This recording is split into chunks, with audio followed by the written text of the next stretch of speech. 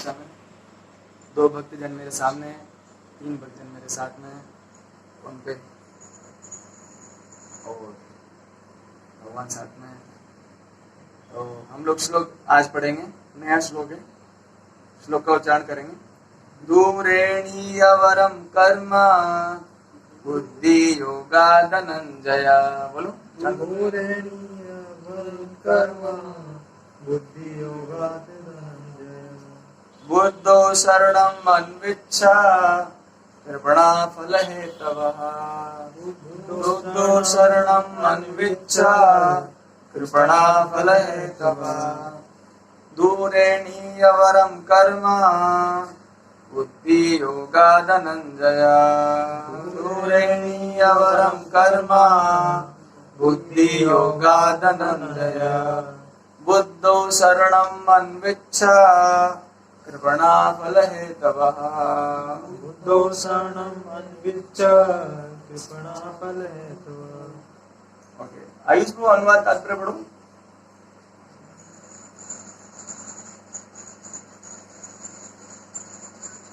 आयुष को अनुवाद तात्पर्य पढ़िए मुझे। हाँ,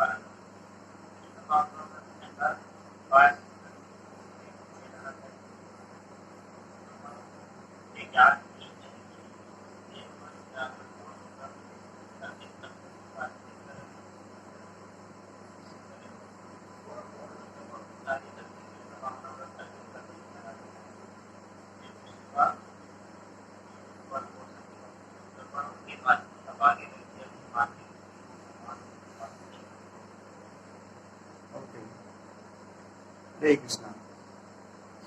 तो बहुत सुंदर श्लोक है पूरी। दूरेण ही आवरम कर्मा बुद्धि योगात धनंजय। बुद्धो शरणम अन्विच्छा कृपणा फल हेतवः। है ना? तो इस श्लोक का इससे पहले वाले श्लोक से क्या रिलेशन है उसको भी हम लोग डिस्कस करेंगे।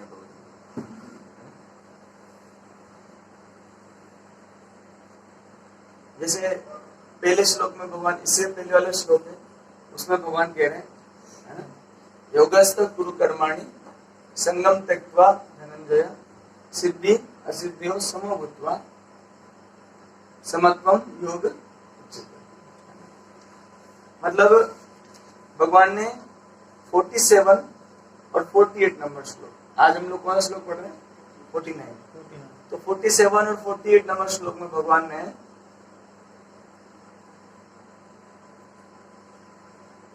सबसे हाईएस्ट क्वालिटी का कर्म बताया। रामप्रभु आपकी आवाज कर लीजिए, म्यूट कर लीजिए रामप्रभु।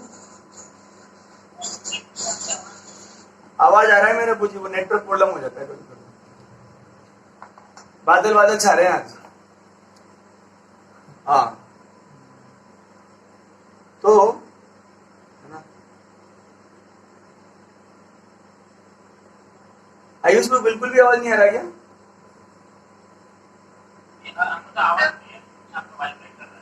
माता जी आपको भी ऐसा हो रहा है क्या?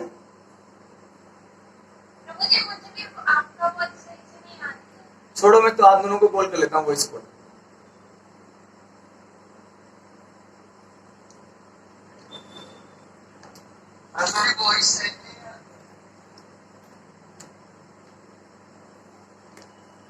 वॉइस कॉल वीडियो रोकना, क्लास में डिस्टर्बेंस हुआ है। दूरेण ही अवरम कर्मा बुद्धि योगा धनंजय बुद्धो शरणम अन्विच्छ कृपणा फल हेतव। तो भगवान जी इसमें अगर देखा जाए तो भगवान जो है और सीरीज से चलते हैं भगवान। पूरी भगवत गीता में आप देखेंगे दो चीजें भगवान साथ में लेके चलते हैं, एक तो भक्ति और जो भक्ति नहीं है। हमेशा आप कहीं भी आप देखेंगे इस चीज को, एक तो भक्ति और भक्ति जो है नहीं उसकी चर्चा है। तो जब आप हम लोग जो 47 और 48 नंबर श्लोक पढ़ चुके हैं, दोनों श्लोकों में जैसे कर्मण्येवाधिकारस्ते मा फलेषु कदाचन और ये वाला श्लोक योगस्थ कुरु कर्माणि संगम त्यक्त्वा धनंजय, दोनों श्लोकों में भगवान ने शुद्ध भक्ति की चर्चा की है। प्योर, सीधा भगवान से प्रेम करो और सेवा करो, है ना। तब अर्जुन के मन में प्रश्न आता है, वो तो बार बार आएगा, भगवान आप शुद्ध भक्ति की बातें कर रहे हैं लेकिन मैं तो देख रहा हूं कोई कर ही नहीं रहा है ना। मैं तो ये देख रहा हूं कि कोई भी जो है शुद्ध भक्ति कर ही नहीं रहे हैं। तो भगवान फिर वो क्या कर रहे हैं, है ना।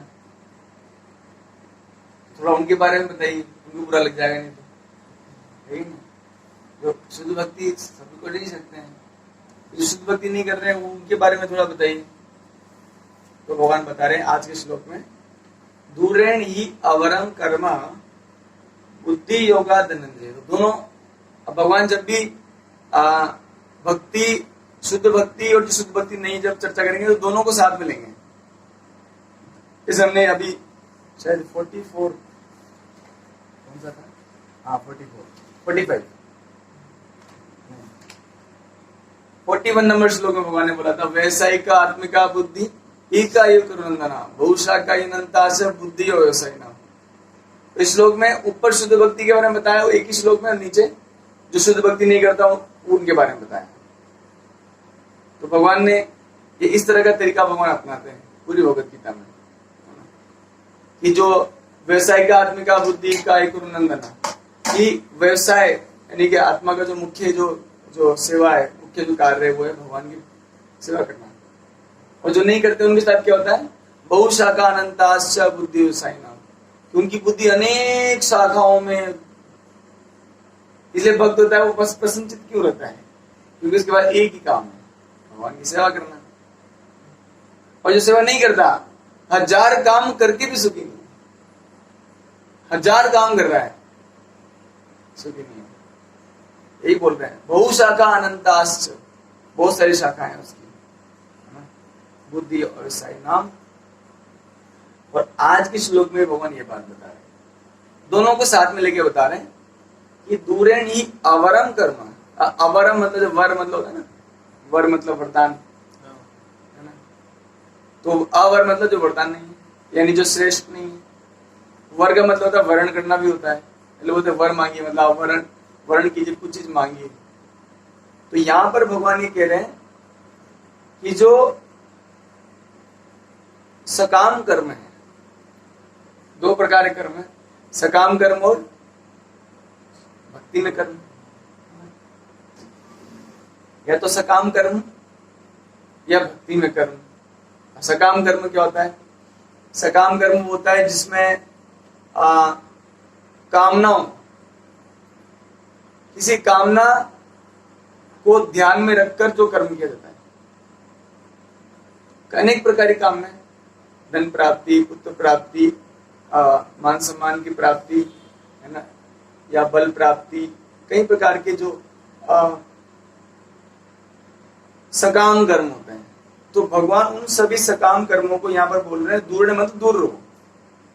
दूर नहीं, दूर का मतलब दूर से त्याग दो, मतलब कामना को बहुत दूर से त्याग दो। अर्जुन इतना मुश्किल है यार, भगवान ऐसे क्यों कर रहे हैं, जिएंगे कैसे हम फिर, बड़ा मुश्किल लग रहा है कि भगवान की वाणी भैया तो बहुत हाई चीज है, इसलिए बोलते ना सब लोग गीता नहीं पढ़ सकते, ना समझ सकते, ना अपना सकते। तो बोले दूरेण ही अवरम कर्म। तो अवरम कर्म कौन से हैं, सकाम कर्म, जिनको वर्ण नहीं करना चाहिए, जिनको मांगना नहीं चाहिए लेकिन करना पड़ता है ना। तो क्या करें कृष्णा, अगर ये नहीं करें तो बोलने बुद्धि योगा धनंजय, बुद्धि योग युक्त कर्म करो है ना? और बुद्धो शरणम अन्विच्छ, अन्विच्छ मतलब प्रयत्न करो, बुद्धो शरणम अन्विच्छ।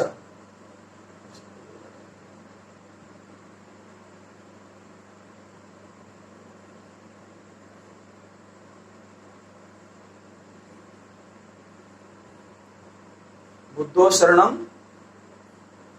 बुद्धो शरणम मतलब बुद्ध जी, बुद्धो शरणम गच्छामि है ना, मतलब भगवान बुद्ध की शरण के लिए नहीं बोल रहे हैं यहाँ पर। बुद्धो शरणम अन्विच्छ कृपणा फल हेतवः ना, तो बुद्धो शरणम अन्विच्छ कृपणा फल हेतवः।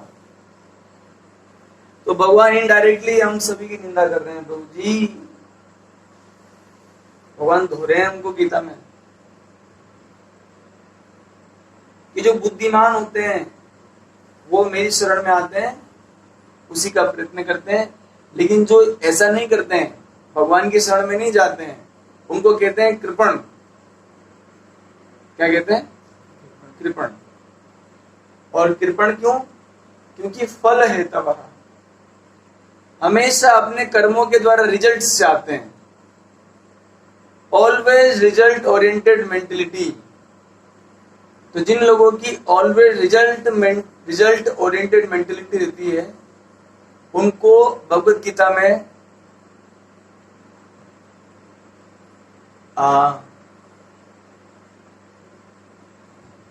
निंदा की गई उनकी।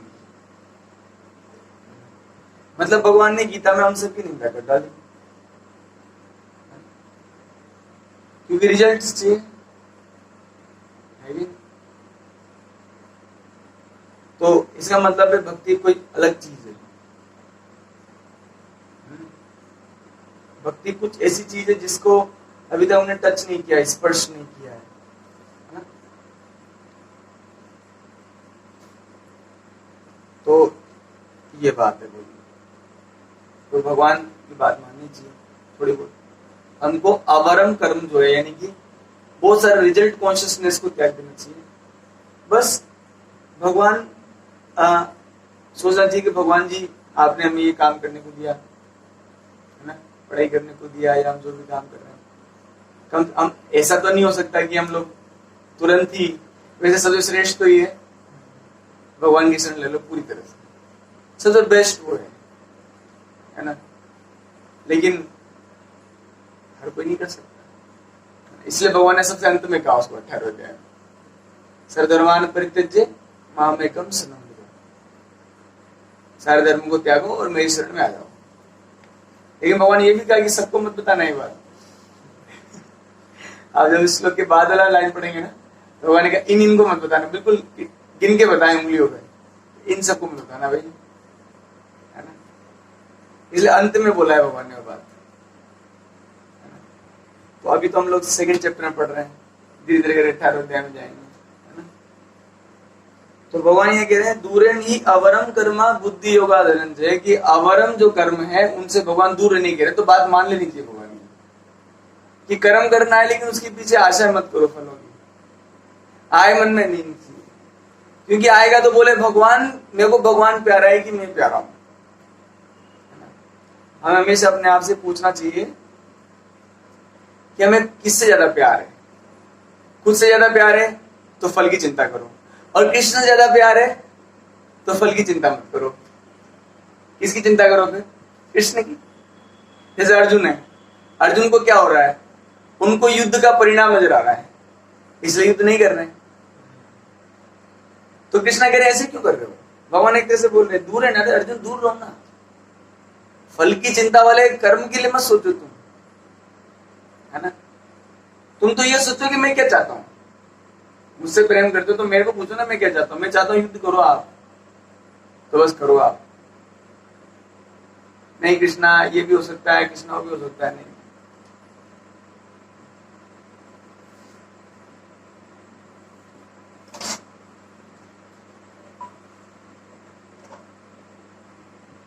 तो हरे कृष्णा, आज वो सारे भक्त तो इधर फोन पे कनेक्टेड हैं। आप लोग इस पे सुनो, कोई दिक्कत नहीं है ना। आवाज आ रही है आपको अच्छे से? अच्छा, ये इन भक्तों को नहीं आ रही थी, तो ये भक्त लोग इधर फोन पे कनेक्ट हो गए आज। ओके। तो भगवान जो यहाँ पर हमको बता रहे हैं कि अर्जुन को कह रहे हैं कि अर्जुन, मैं क्या चाहता हूं यार, तुम मुझसे प्रेम करता है तो मुझसे पूछे ना, मेरी क्या इच्छा है। अगर मैं कहता हूं युद्ध मत करो तो युद्ध मत करो, क्योंकि मेरी इच्छा है, तो तुम मुझको प्रेम करता है कि नहीं। और अगर मैं कहता हूं युद्ध करो तो युद्ध करो, मेरी बात मानो तो कि मुझको प्रेम करता है। जैसे मैंने एक बार उदाहरण भी दिया था कि भगवान नंद महाराज जी ने कृष्ण की बात मानी और इंद्र का यज्ञ बंद कर दिया। ऐसा नहीं है कि भगवान से तर्क में हार गए नंद महाराज जी, जो तर्क दे रहे थे युद्ध क्यों, कि आपको ना यज्ञ क्यों नहीं करना है, ऐसा बात नहीं था। और इवन नंद महाराज ने सबसे कंसल्ट किया कि कृष्णा छोटा सा बच्चा ये कह रहा है कि यज्ञ बंद कर देते। मतलब सालों साल, मतलब कई पीढ़ियों से जो परंपरा चल रही है इंद्र को यज्ञ करने की, वो उस यज्ञ को एक छोटा सा बालक बोल रहा है कि बंद कर दीजिए आप। कितना मुश्किल है। आप कोई परंपरा बंद कर सकते हो किसी के कहने पे? आज छोटा सा बालक है यार, ऐसे कैसे कर देंगे प्रदीप को, है ना। लेकिन प्रेम है ना। नंद महाराज ने बाकी लोग को पूछा, 5 भाई थे, नंद, उपनंद, सुनंद, ऐसे करके सबको पूछा। नंद महाराज थोड़े बीच वाले भाई थे, बाकी बड़े जो भाई हैं उनको पूछा कि भैया आप क्या बोलते हैं। नहीं, कृष्ण जो कह रहा है वो करो। इनका भी क्या हो गया। फिर उन्होंने अपने कुलगुरु पूछा, शांडिल्य जी को पूछा, आप बताइए क्या। नहीं, कृष्ण जो कह रहा है वही करो। अरे यार, ये बोले मेरे को भी तो वही करना है जो कृष्ण कह रहे हैं। तो देख लेंगे इंद्र को, बाद में जो होगा देखा जाएगा, अपन तो वही करेंगे जो कृष्ण कह रहे हैं। सो दैट इज कॉल्ड प्रेम, है ना। तो अर्जुन को भी यही कह रहे हैं भगवान कि युद्ध के परिणाम की चिंता। जैसे अब देखो, आपने ये जो जितने भी जो वृंदावन वासी थे, है ना, इन्होंने परिणाम की चिंता नहीं करी। इंद्र को गुस्सा कर देंगे और वृंदावन को तबाह कर देंगे, नहीं। कृष्ण खुश रहने चाहिए, चाहे जो हो सो हो। कृष्ण खुश रहने चाहिए बस। इसलिए तो वृंदावनवासी महान है। यही बात भगवान अर्जुन को समझा रहे हैं यहाँ पर, और हमें सबको समझा रहे हैं कि सकाम कर्मों से दूर रहो और कृष्ण भावना भावित कर्म को अपनाओ। अब हम लोग चर्चा करेंगे कि सकाम कर्म और कृष्ण भावना कर्म में अंतर क्या है। क्या नुकसान है क्या सकाम कर्म करना, यानी कि कामना, सकाम मतलब कामनाओं के सहित, स प्लस काम, जो कर्म कामनाओं को ध्यान में रखकर या इच्छाओं को ध्यान में रखकर या रिजल्ट्स को ध्यान में रखकर जो कर्म किए जाते हैं उन्हें क्या कहते हैं? सकाम कर्म। तो इसमें क्या नुकसान है, इसको चर्चा करते हैं।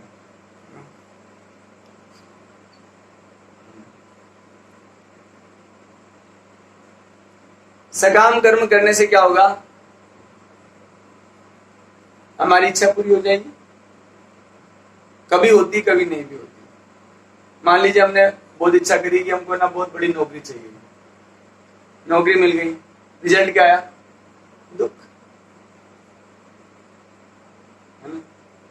लेकिन आपने सकाम कर्म के लिए नौकरी नहीं चाहा, आपने चाहा कि मैं अपनी मेहनत करूंगा, नौकरी लगेगी तो अच्छा, नहीं लगेगी तो अच्छा। जो कृष्ण चाहेंगे वही होगा, है ना। तो व्यक्ति दुखी नहीं रहेगा। तो सकाम कर्म में सबसे पहला नुकसान है कि सकाम कर्म का अंत दुख होता है। और कृष्ण भावना भावित कर्म, कर्म करते हुए भी आनंद है, कर्म का जो रिजल्ट आएगा वो भी आनंद में है, क्योंकि उसको रिजल्ट की चिंता ही नहीं है। उसको तो ये देखना है कि भगवान क्यों, कैसे खुश करो, उनको कैसे आनंद दो। एक बात तो ये है ना? दूसरा नुकसान ये एक सकाम कर्म करने में कि सकाम कर्म क्या करता है, सकाम कर्मी हर चीज में नाप तोल करता है। इतना करूंगा तो ये क्या होगा, है ना, मुनाफाखोरी, है ना, ये इतना करूंगा तो देखो अभी 2-4 माला करूंगा तो क्या होगा, तो 8 कर लेता हूं तो क्या फायदा होगा प्रभु जी, अरे चलो 16 कर लूंगा तो क्या फायदा होगा प्रभु जी, है ना। तो हर चीज में वो नाप तोल करता है, इतनी पढ़ाई करूंगा, अच्छा इतना पढ़ाई करूंगा, उसके हिसाब से ऐसा रिजल्ट आएगा, मतलब उसका कैलकुलेशन, उसको लगता है दुनिया में हर चीज कैलकुलेशन है। और जब कभी कभी कैलकुलेशन फेल हो जाती है, अरे यार मैंने सोचा था माल उठाया था 10 रुपए का 20 रुपए आने चाहिए थे, तो 10 रुपए भी नहीं आए, है ना। तो नाप तोल करते हैं सकाम कर्मी। और भगवान के भक्त क्या करते हैं, भगवान की प्रसन्नता का नाप तोल करते हैं, भगवान कितने खुश होंगे, अरे भगवान कितने खुश होंगे। एक बार हनुमान जी के देखिए आप, एवं माता सीता सिंदूर लगा रहे थे, जो सिंदूर लगा रहे थे तो माता सीता को पूछा हनुमान जी ने, माता आप सिंदूर क्यों लगा रहे हैं। तो माता सीता ने कहा बेटा सिंदूर लगा रही हूँ क्योंकि पुत्र, क्योंकि इससे प्रभु खुश होते हैं। तो उन्होंने भी नाप तोल करी, हनुमान जी ने भी, कि इतना सा सिंदूर लगाने से भगवान इतना खुश हो रहे हैं, तो पूरे शरीर पर, और वो भी छोटे से कोने पे, मतलब इतना सा जगह पे माता सीता ने सिंदूर लगाया, भगवान इतना खुश हो। तो अगर पूरे शरीर पर सिंदूर रगड़ लूंगा मैं तो भगवान कितना खुश होंगे। तो एक व्यक्ति है सकाम कर्मी जो अपनी खुशी का पर मन केंद्रित है, और जो भगवान का भक्त है वो भगवान की प्रसन्नता में उसका ध्यान केंद्रित है, और निश्चित इसका रिजल्ट अच्छा ही है। जैसा हनुमान जी ने सोचा भगवान खुश होंगे, और होंगे। वो तो इतना आनंद हो गया, बोले कि तेरे को जो सिंदूर लगाएगा उससे मैं प्रसन्न हो जाऊंगा, इतना खुश हो गया भगवान रामचंद्र जी। ये दिक्कत है ना।